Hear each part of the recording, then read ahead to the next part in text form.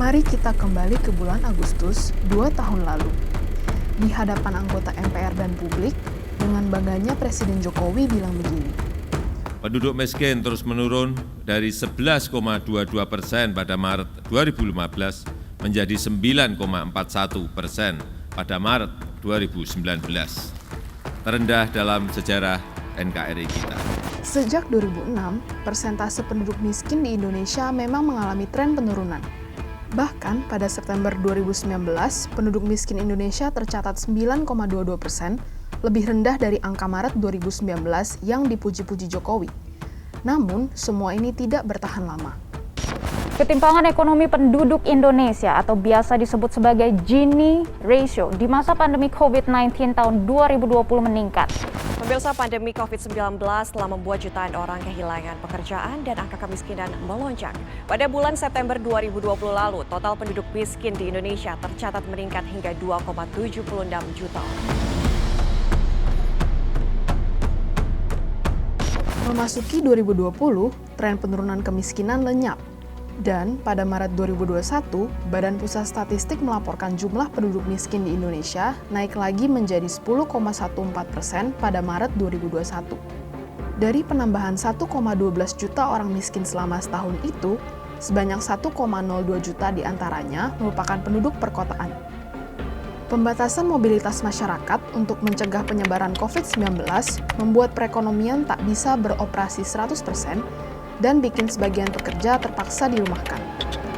Dampaknya tidak hanya di angka kemiskinan yang meningkat, tapi juga terlihat jelas di pengeluaran rumah tangga selama pandemi. Ini adalah data perubahan pengeluaran rumah tangga, diurutkan menggunakan 100 persentil kekayaan, yang berarti persentil 1 rumah tangga paling miskin hingga persentil 100 paling kaya. Nah, di September 2020, rumah tangga pada rentang persentil 41 sampai 95 mengalami penurunan pengeluaran rata-rata sebesar minus 4% dibanding September 2019. Sedangkan rumah tangga persentil 5 ke bawah, yang bisa dibilang perekonomiannya mendekati paling miskin, mengalami penurunan cukup besar, yakni sebesar minus 1 sampai minus 1,6%. Makanya, rumah tangga pun melakukan berbagai coping mechanism untuk tetap bertahan. 3 cara yang paling banyak dilakukan: menjual atau menggadaikan barang, menghemat pengeluaran, dan meminjam uang kepada kerabat. Selain itu, beberapa dari mereka juga berharap kepada bantuan dari pemerintah.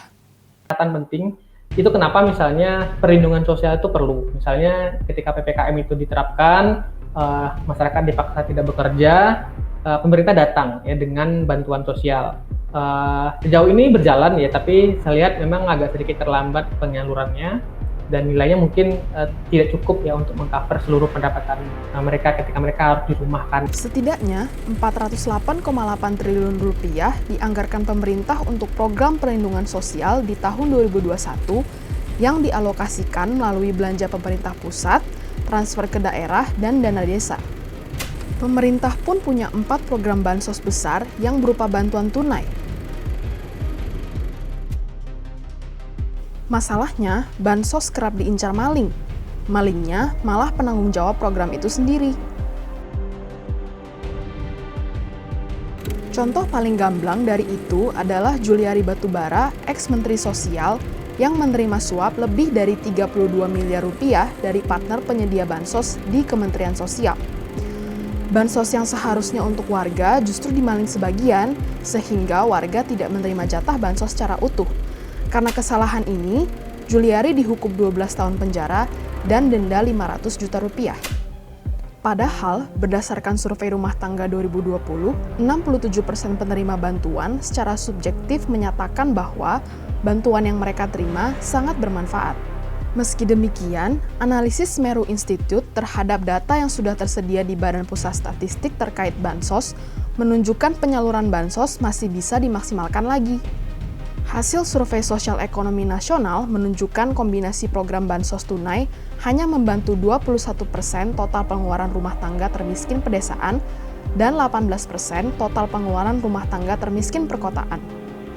Udah gitu, 25-30% dari 10% rumah tangga termiskin juga tidak menerima satu program bantuan sosial apapun. Angka rumah tangga yang tidak tercakup ini juga masih cukup besar untuk 40% rumah tangga termiskin.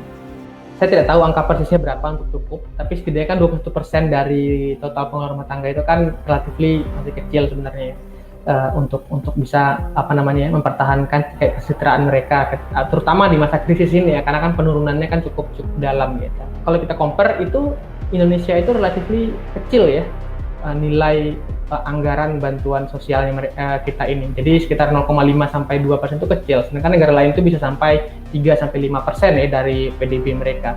Jadi menurut saya ini relatifly masih kurang nendang gitu ya untuk bisa menurunkan kemiskinan lebih jauh lagi.